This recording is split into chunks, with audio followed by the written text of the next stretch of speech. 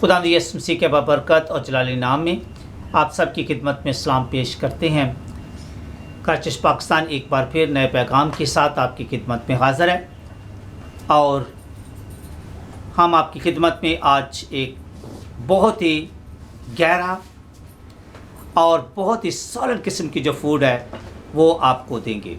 और आज का पैगाम जो है वो मुकाशवा की किताब उसका पहला बाब उसकी 9 आयत से लेकर 17 आयत तक लिया गया है। और आज के पैगाम का अनुमान है जिंदा खुदावंद यीशु मसीह का जलाल और नज़ारा। तो आए हम खुदावंद का कलाम सुने। पास्टर नकीब शराज तारिक जो क्रस्ट पाकिस्तान के यूथ पास्टर हैं, उनसे दरख्वास्त है कि वो खुदावंद का कलाम पढ़ें। मैं यूहन्ना जो तुम्हारा भाई और यीशु की मुसीबत और बादशाही और सब्र में तुम्हारा शरीक हूँ, खुदा के कलाम और यीशु की निस्बत गवाही देने के बायस उस टापू में था जो पतमस कहलाता है कि खुदावंद के दिन रूह में आ गया और अपने पीछे नरसिंगे की सी ये एक बड़ी आवाज़ सुनी कि जो कुछ तू देखता है उसको किताब में लिख कर 7 कलीसियाओं के पास भेज दे, यानी इफसस और स्मरना और परगमन और थुआतीरा और सरदेस और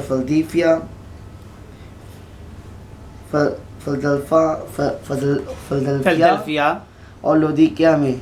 मैंने उस आवाज़ देने वाले को देखने के लिए मुंह फेरा जिसने मुझसे कहा था, और फिर कर सोने के 7 चरागदान देखे, और उन चरागदानों के बीच में आदमजात सा एक शख्स देखा जो पाँव तक का जामा पहने और सोने का सीना बंद सीने पर बांधे हुए था।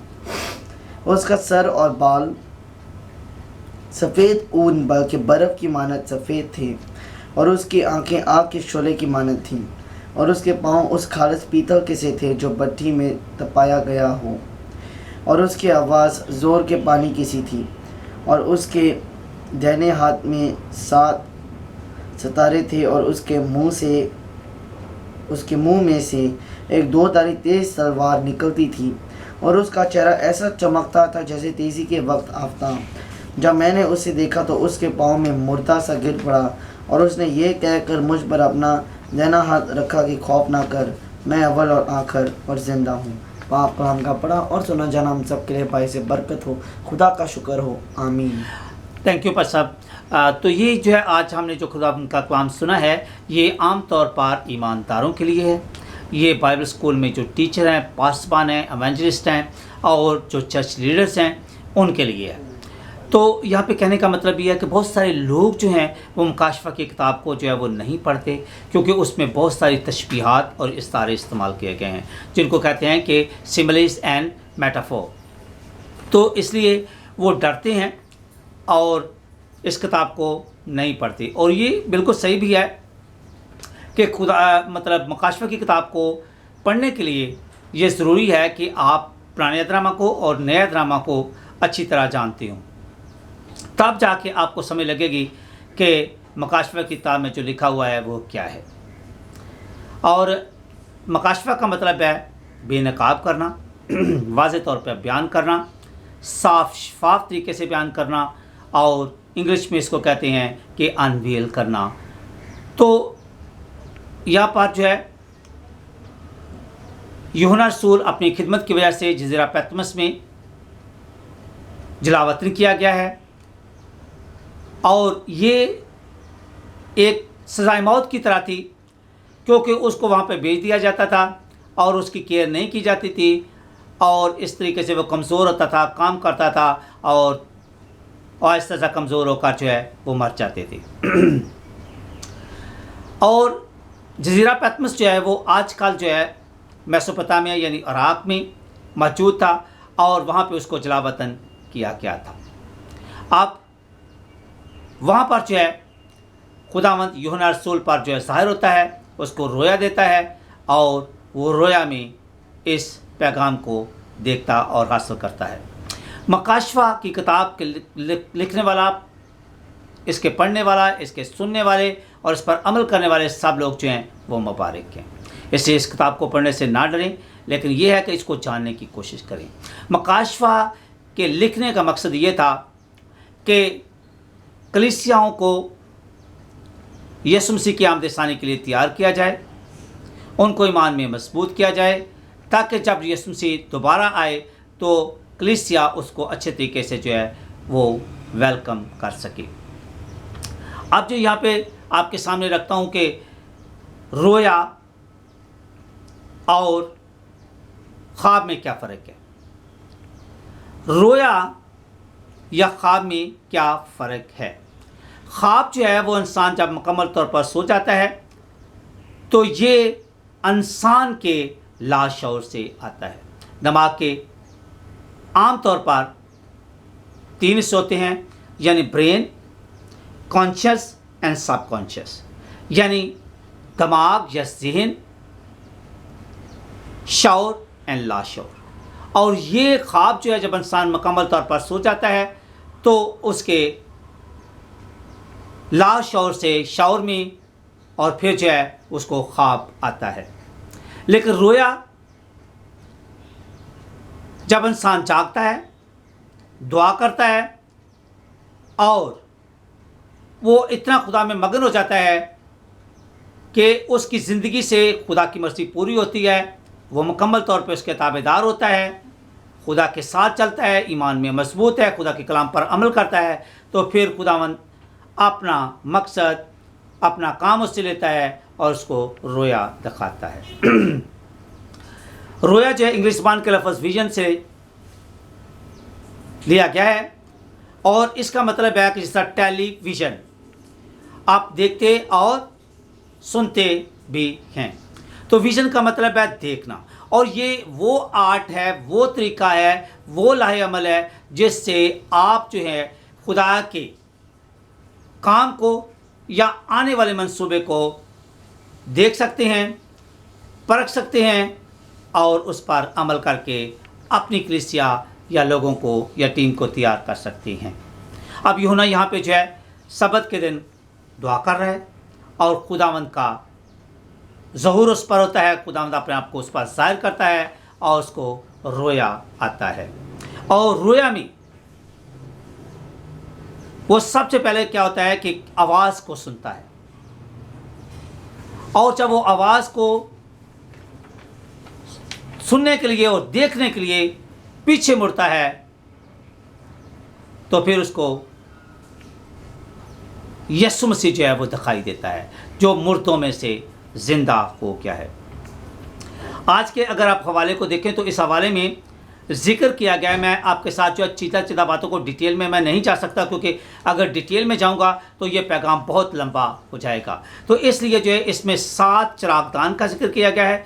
7 चिरागदान का मतलब है 7 कलीसियाएँ, जिनमें इफिसस की कलीसिया है, स्मरना, और उसके बाद जो है हम देखते हैं कि फिलडेल्फिया है, लौदीकिया है, और इसके अलावा जो है सरदेस की कलीसिया है, थवातीरा है और परगमन। ये 7 कलीसिया। 7 का आदत जो है ये कामल आदत है, कामलियत का आदत है, और ये पूरी दुनिया का यूनिवर्सल चर्चेस को, आलमगीर चर्च को जो है वो बयान करता है कि खुदावंद का पैगाम जो है वो पूरी दुनिया के लिए है। और ये 7 कलीसियाएँ उस वक़्त तुर्की में, एशिया माइनर में थी और वहाँ पर उनको ये ख़त लिखा गया। यहाँ पे 7 सितारे हैं। 7 सितारे जो हैं वो 7 फरिश्ते हैं जो इन 7 कलीसियाओं यानी पूरी आलमगीर कलीसिया के ऊपर मुकर्रर किए गए हैं। और उसके बाद जो उसमें जो चलता फिरता है वो यीशु मसीह है, और वो मुड़कर उसको देखता है, वो खुदा यीशु मसीह को जानता है, उससे प्यार करता है, वो उसका बहुत चहेता जो है, उसका प्यारा शागिर्द है, और उसने अपनी माँ को भी उसके सपुर्द किया है। उसने यूहन्ना के इंजील को लिखा है, उसने 3 यूहन्ना के खत, पहला, दूसरा और तीसरा खत लिखा है, और उसके बाद मकाशफा को लिखा है। वो यीशु मसीह को जानता है, लेकिन अब जिंदा होने के बाद जो है उसकी सूरत बिल्कुल उसको डिफरेंट दिखाई देती है, और बड़ी ये खूबसूरत और दिलकश जो है वो उसकी सूरत हाल है, जो मैं आपके साथ शेयर करूंगा, आपके सामने बयान करूंगा।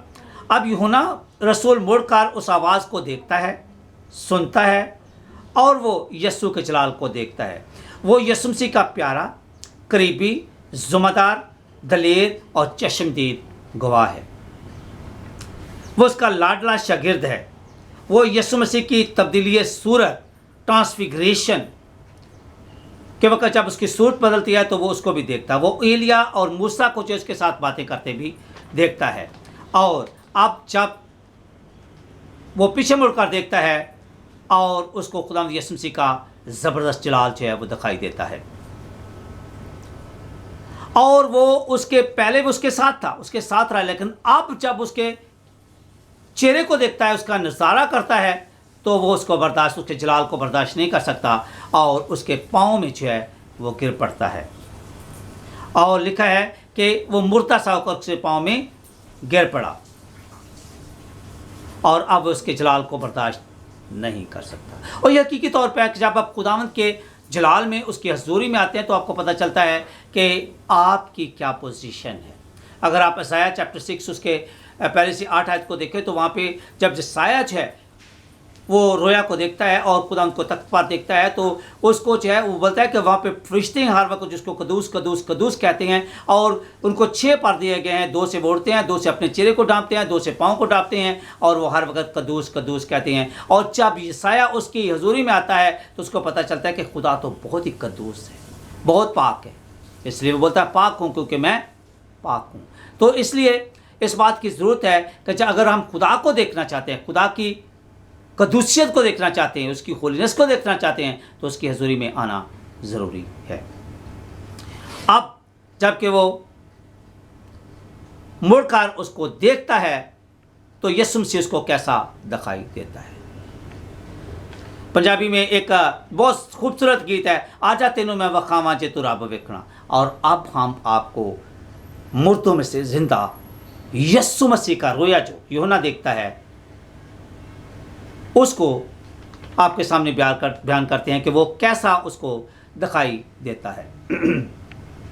पहली बात है कि बोलता है कि मकाशवा की किताब यीशु मसीह के जलाल को पेश करती है और इसमें जो पहली चीज़ को हम देखते हैं कि बोलते हैं कि वो इब्ने आदम की मानत लगता है, यानी he looks like the son of man.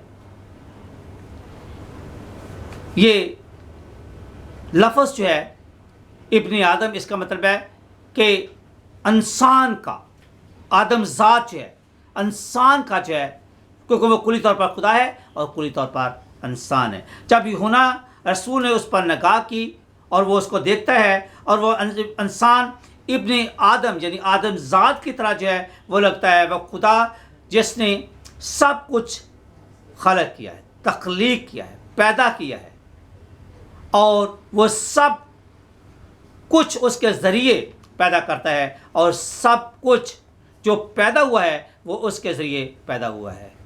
यानी everything is possible with him, in him and through him. तो जब वो उसको देखता है जिसने सब कुछ खलक किया है, क्योंकि यूहन्ना की इंजील पहले बाप उसकी पहली आयत से लेकर जो है आप आगे पढ़े तो लिखा इब्तिदा में कलाम था, थियोलॉगोस, और कलाम खुदा के साथ था और वही कलाम खुदा था और सब चीज़ें उसके वसीला से पैदा हुई। अब वो उस चीज़ को देखता है जिसके पास गुनाहों की माफ़ी, मुर्दों को जिंदा करने की कुदरत है। तो क्या होता है, वो इंसान हमारे गुनाहों की खातर सलीब पर कुर्बान हुआ, उसके मार खाने से हमने शफा पाई और वो खुद खुदा है। अपने आसमान और जलाल को छोड़कर उसने हमें बचाने के लिए इंसान का रूप धार लिया ताकि वो हमारे साथ रहे और हमारी नजात के लिए काम करे और उसने हमें नजात दी है।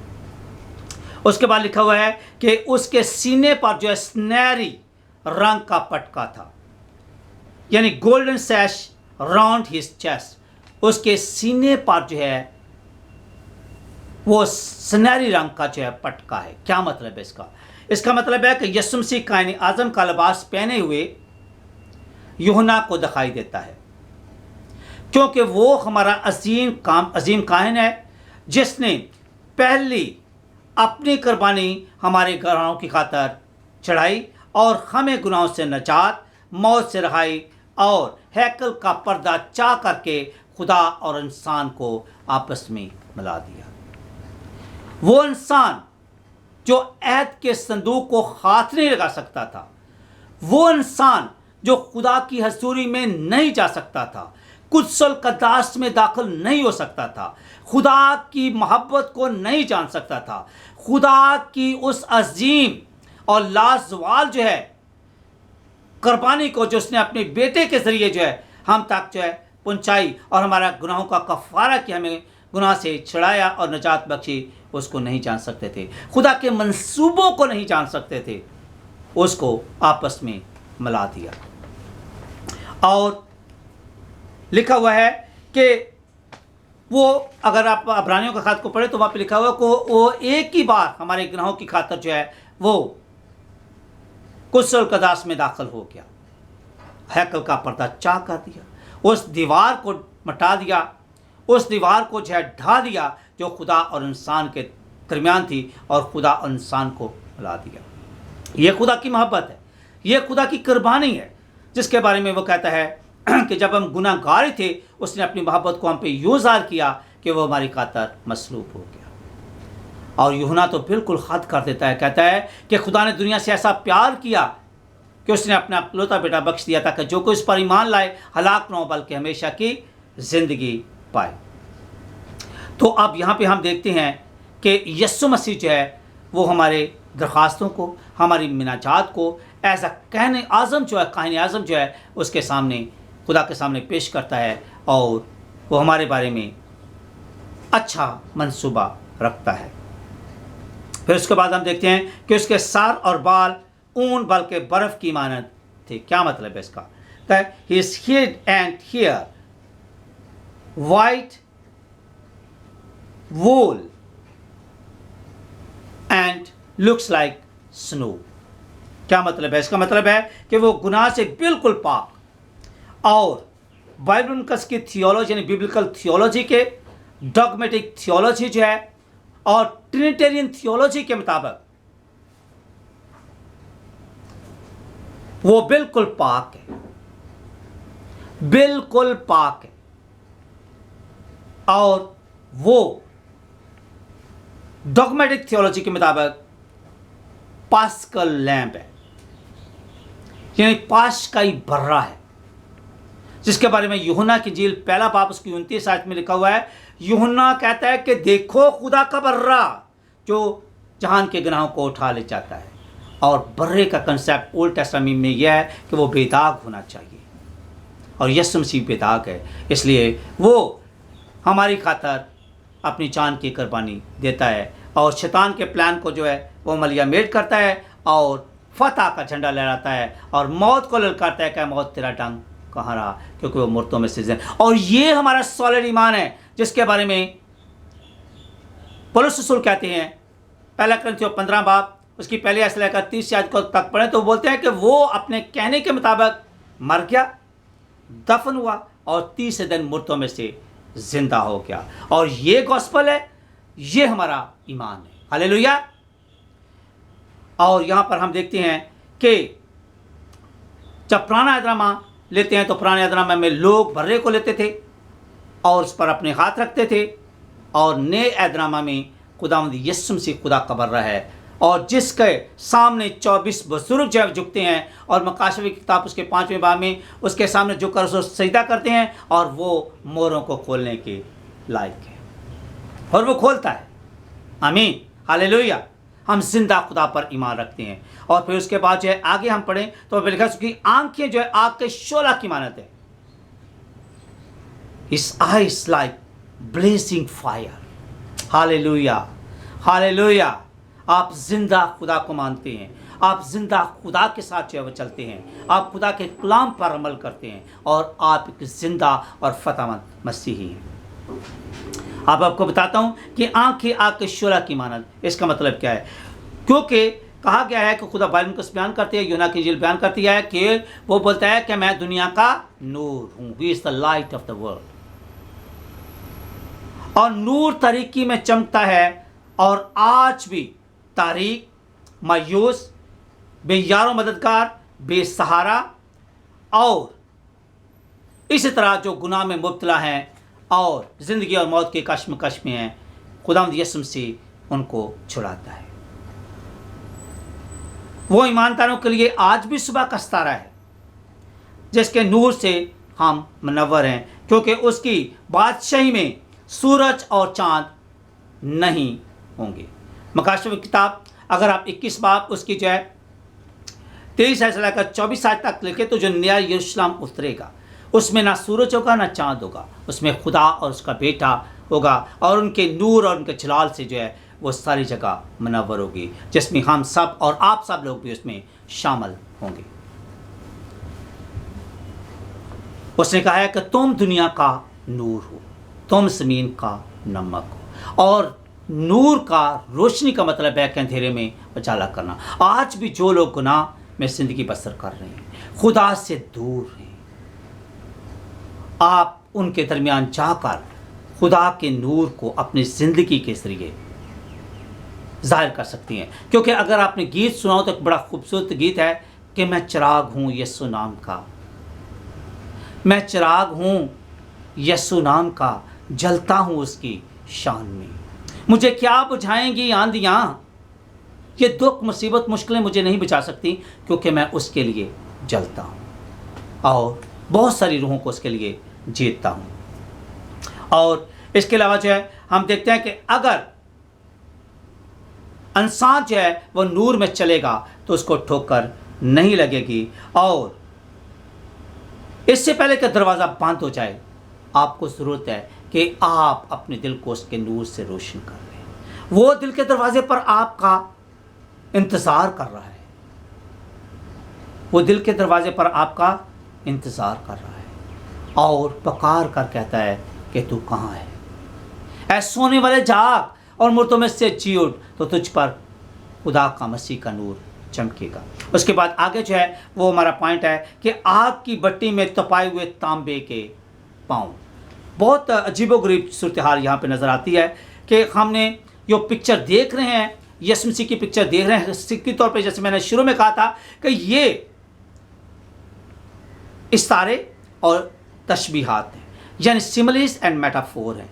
तो यहाँ पे कहा गया कुछ और है, लेकिन उसका मतलब जो है वो कुछ और है। तो आए आपको बताते हैं कि फीट लाइक ब्राउन्स ग्लोइंग इन फर्नेस, क्या मतलब है इसका? इसका मतलब है कि वो दुश्मन यानी अब्लीस को शिकस्त देने के लिए जोरावर और मजबूत है।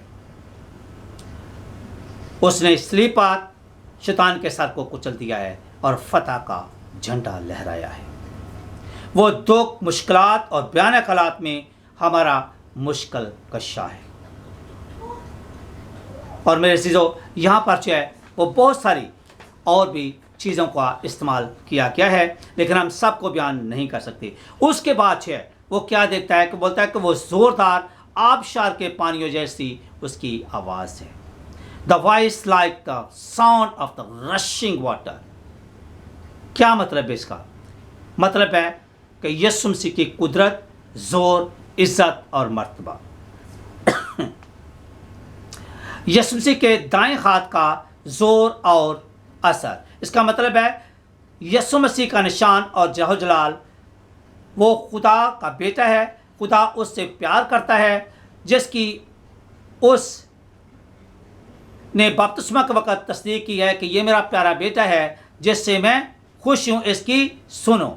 वो चिरागदानों यानी कलीसियाओं और 7 फरिश्ते अपने दाएं हाथ के जोर से थामे हुए हैं।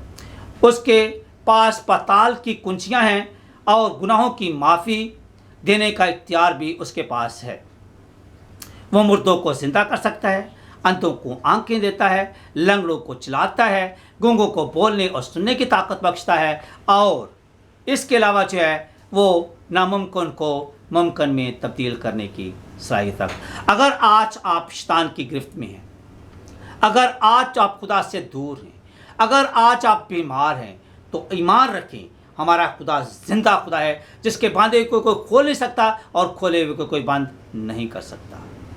बोलता है जो कुछ तुम ज़मीन पर बांधोगे वो आसमान पर बांधा जाएगा, और जो कुछ तुम ज़मीन पर खोलोगे वो आसमान पर खुल जाएगा। इसलिए यीशु मसीह के नाम से उसका इख्तियार इस्तेमाल करते हुए हम तमाम बीमारी को गुर्बत को, बेरोजगारी को, गुनाह और तारीकी को यीशु मसीह के नाम से हुक्म देते हैं कि आपकी ज़िंदगी से दूर हो जाए, क्योंकि हम उसका दिया हुआ इख्तियार इस्तेमाल करते हैं और ऐसा ही हुआ। अगर आप ईमान के साथ इसको रिसीव करते हैं तो खुदावंद आज आपको आज़ाद कर रहा है। हालेलुया। इसके बाद जो हम देखते हैं कि दो धारी तेज तलवार उसके मुंह से निकलती है।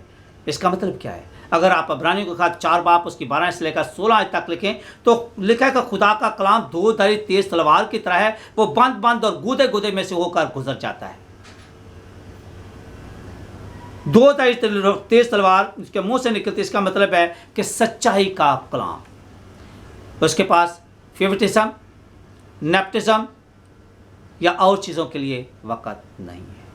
वो सच्चाई बयान करता है और खुदावंद के कलाम में लिखा है कि सच्चाई आपको आज़ादी बख्शेगी। Speak the truth and truth will set you free. And truth खुदावंद का कलाम है। ये गुनाहों से आज़ादी बख्शती है, नया जीवन बख्शती है, बीमारियों से शफा देती है और रूहानी बेदारी और ताजगी का बायस बनती है।